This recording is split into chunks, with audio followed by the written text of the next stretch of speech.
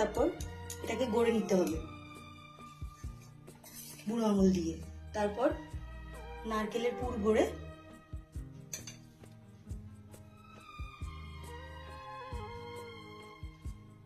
ঠিক মোমোর আকারে, একটু পিঠের আকারে আর কি গড়ে নিচ্ছি।